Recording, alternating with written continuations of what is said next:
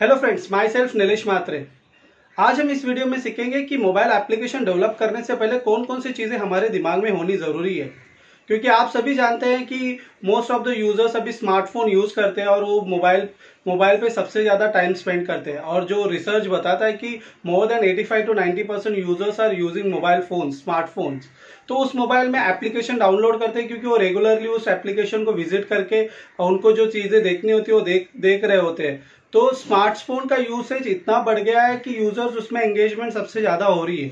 तो हर एक कंपनीज या एंटरप्रेनर सोच रहा होता है कि अपने प्रोडक्ट उसमें डिस्प्ले हो या फिर प्रोडक्ट यूजर्स को दिखे मोबाइल पे, तो उसके लिए वो एप्लीकेशन डेवलपमेंट के बारे में सोच रहा होता है। तो हम इस वीडियो में वही सीखेंगे कि मोबाइल एप्लीकेशन डेवलप करने से पहले हमें कौन कौन सी चीजों का ध्यान रखना जरूरी है। ये वीडियो स्टार्ट करने से पहले आप सब्सक्राइब करें डिजी रीलोड चैनल को और बेल आइकॉन को क्लिक करना ना भूलें, जिससे आपको नोटिफिकेशन मिले और जिससे हमारे जो रेगुलरली वीडियोस अपलोड होते हैं digital marketing, development, technology, lifestyle के ऊपर, उसका नोटिफिकेशन आपको मिल पाए और वो वीडियोस आप देख पाए और हमें अच्छे कमेंट्स दे, जिससे हम आगे जो न्यू वीडियोस बनाएंगे उसके लिए हेल्पफुल हो।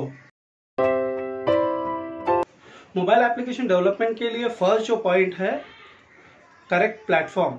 क्योंकि आप सभी जानते हैं कि यूजर्स बहुत सारे स्मार्टफोन यूज कर रहा होता है, तो कौन सा स्मार्टफोन सबसे ज्यादा चल रहा है और हमारे प्रोडक्ट का एंगेजमेंट किस प्लेटफॉर्म पे सबसे ज्यादा हो रहा है, ये भी इंपॉर्टेंट होता है। इसके लिए करेक्ट प्लेटफॉर्म चूज करना भी जरूरी होती है। क्योंकि आप देखोगे कि अगर आपका प्रोडक्ट शॉपिंग रिलेटेड है या फिर स्मॉल सेगमेंट्स में प्रोडक्ट जाता है और आपने अगर iOS प्लेटफॉर्म सेलेक्ट किया है डेवलपमेंट के लिए, तो उससे बेनिफिट नहीं होगा क्योंकि iOS प्लेटफॉर्म मोस्टली नीच मार्केट के लिए यूज होता है। तो उसी तरीके से जब भी हम कोई भी एप्लीकेशंस बना रहे होते हैं तो हमें प्लेटफॉर्म जो सेलेक्ट कर रहे हैं वो भी करेक्टली सेलेक्ट करना है। क्योंकि आप सभी जानते हैं कि अगर मैं कोई भी प्लेटफॉर्म, फॉर एग्जांपल अगर हम ये बात करें कि digirelo.com ये वेबसाइट है जहां पे अलग अलग टेक्नोलॉजी रिलेटेड वीडियोस वगैरह मिल रहे हैं, तो इसके लिए प्लेटफॉर्म कौन सा होगा? तो इसके लिए प्लेटफॉर्म एंड्रॉइड और iOS दोनों के लिए हो जाएगा, या विंडोज प्लेटफॉर्म पे भी ये एप्लीकेशन बन सकता है, जिससे यूजर एंगेजमेंट, यूजर के लिए इंफॉर्मेटिव ये वेबसाइट है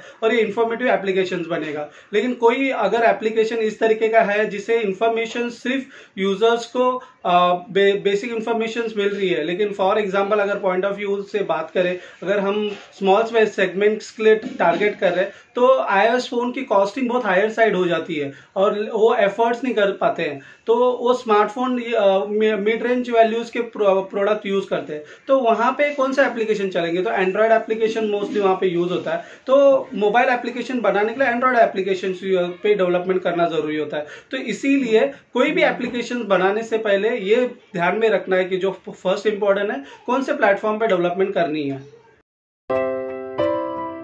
सेकंड इंपॉर्टेंट पॉइंट है मार्केट रिसर्च।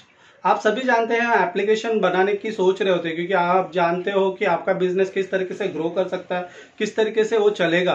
तो उसके लिए हमें मार्केट रिसर्च करना भी जरूरी होता है। तो मार्केट रिसर्च करने के लिए ये ध्यान में रखना है कि मार्केट टारगेट ऑडियंस क्या है, कहाँ पे मैं ये प्रोडक्ट चल सकता है, किस तरीके से मैं इसकी ब्रांडिंग कर सकता हूँ, ये सारी चीज़ों को हमें ध्यान में रखना है। क्योंकि अगर मैंने मार्केट रिसर्च नहीं किया और प्रोडक्ट एप्लीकेशन लॉन्च कर दिया तो उसे बेनिफिट कुछ नहीं होने वाला। क्योंकि प्रोडक्ट लॉन्च करने के बाद हम मार्केट रिसर्च करने के लिए जाएंगे और बहुत सारे एप्लीकेशन में चेंजेस करने की कोशिश करेंगे।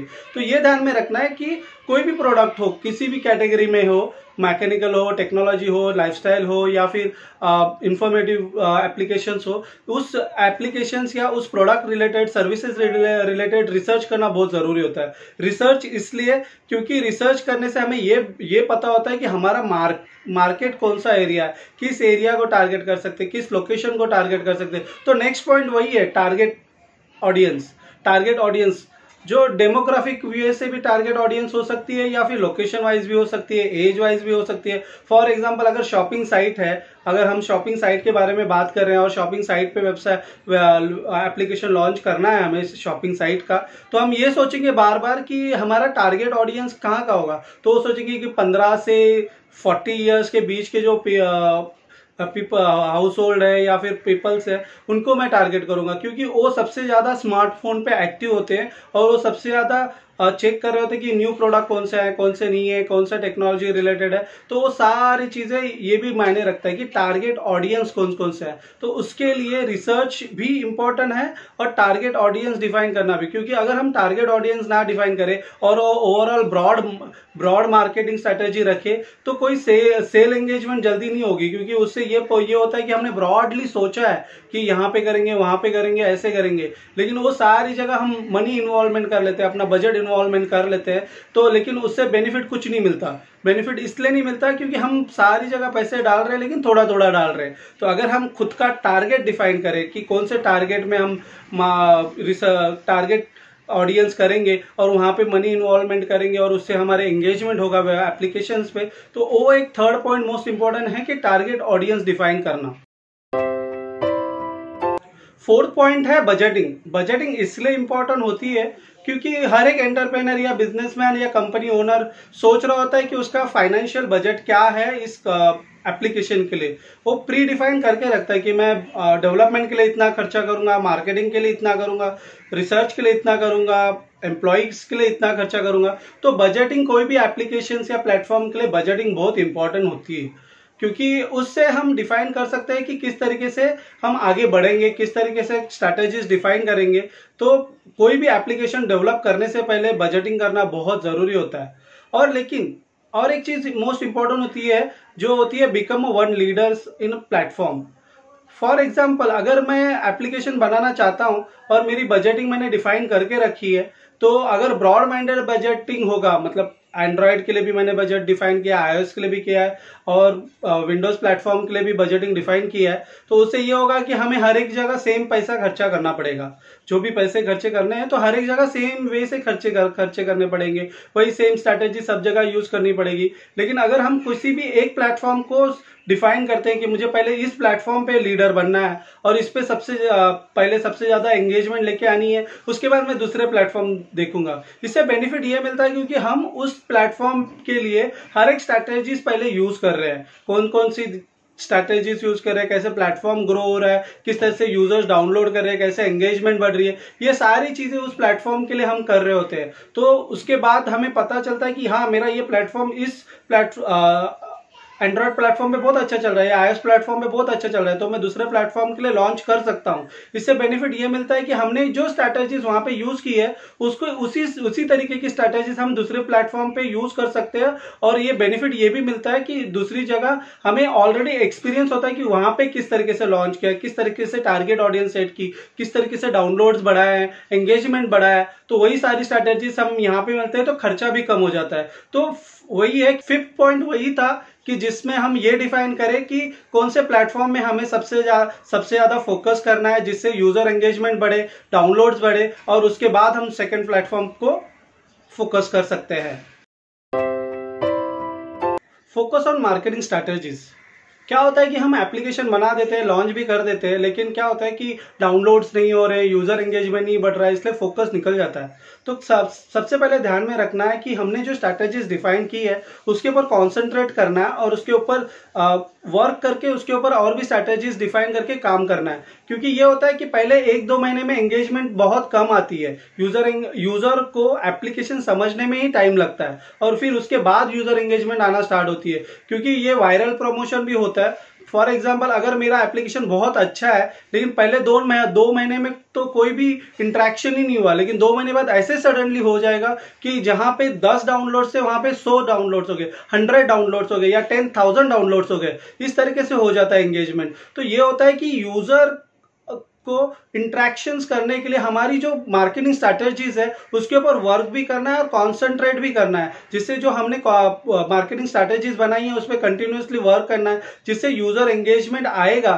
लेकिन कभी कभी क्या होता है कि एप्लीकेशन बना देते हैं और हम सोचते हैं कि सडनली रिजल्ट आ जाए, तो सडनली कोई भी रिजल्ट नहीं आता, उसके लिए टाइम लगता है। तो जो भी एप्लीकेशन बनाते हैं मिनिमम 1 to 2 मंथ्स में रिजल्ट आना स्टार्ट होता है। और उससे पहले मोस्ट इंपॉर्टेंट है कि लास्ट पॉइंट जो हम डिफाइन कर रहे हैं कि यूजर एक्सपीरियंस।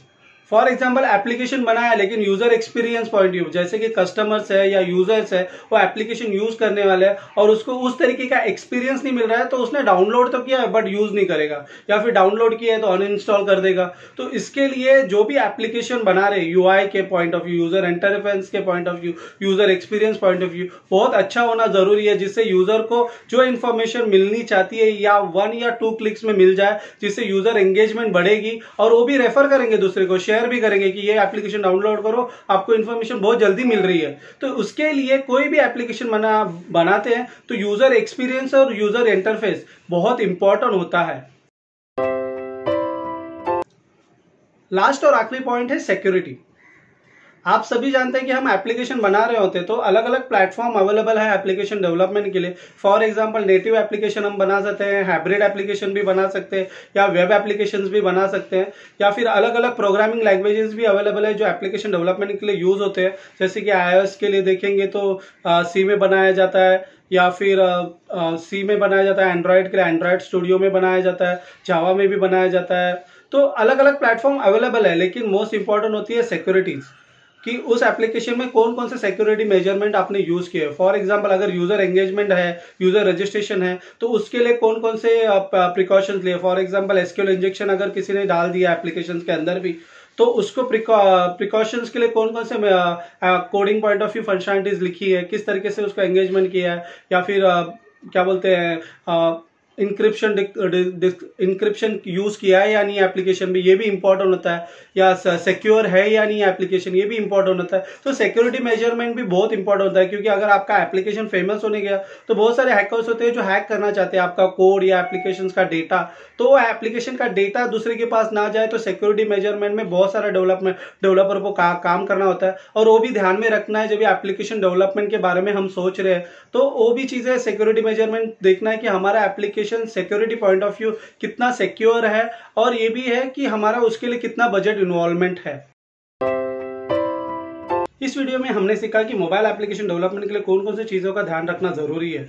अगर ये इन्फॉर्मेशन बहुत अच्छी लगी है तो आप जरूर शेयर कीजिए आपके फ्रेंड्स के साथ, कलीग्स के साथ, और सोशल ग्रुप में भी शेयर करिए, फेसबुक, ट्विटर, इंस्टाग्राम पे, जिससे जो भी इंटरप्रेनर है या कंपनीज है जिनको मोबाइल एप्लीकेशन बनाना है तो ये वीडियो देख के हेल्प हो जाए। और हमारे चैनल डिजी रीलोड को सब्सक्राइब करना ना भूलें, और नोटिफिकेशन आइकॉन को क्लिक करना ना भूलें, जिससे हमारे जो रेगुलरली वीडियोस अपलोड होते हैं lifestyle, technology, marketing, digital marketing related, उसकी नोटिफिकेशन आपको मिल पाए। Thank you.